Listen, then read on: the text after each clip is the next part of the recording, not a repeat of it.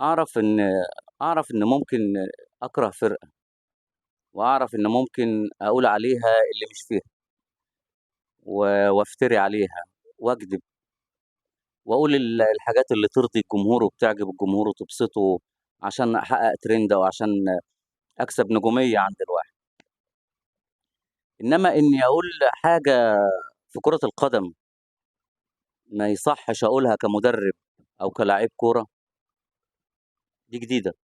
كابتن أيمن عبد العزيز في برنامج اللعيب مع مهيب كان معاهم ضيوف كابتن إيهاب الخطيب وإكرامي، لما اتطلب منه إنه يرتب الأندية اللي هتلعب الأربع أندية اللي هيلعبوا في السوبر، قال لك الزمالك أول وبيراميدز تاني وسيراميكا تالت والأهلي الرابع. ماشي، أفهم إن أنت كاره الأهلي، قول الأهلي رابع على طول، يعني مش لازم ترتب الترتيبة دي. أقسم بالله الفانتينو نفسه ما يعرف يرتب الترتيبة اللي أنت رتبتها دي.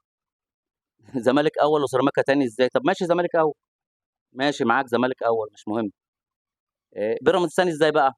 إذا كانت الماتش الافتتاحي بينك وبين بيراميدز، يعني واحد فيكم هيلعب على ثالث ورابع، واحد هيلعب على اول وثاني، حطيتهم انت الاثنين كده ازاي؟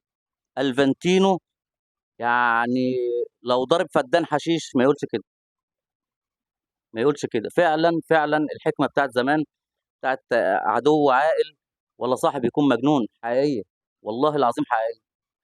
يا كابتن ايمن، شوف لك شغلانه غير دي، شوف لك شغلانه غير التدريب.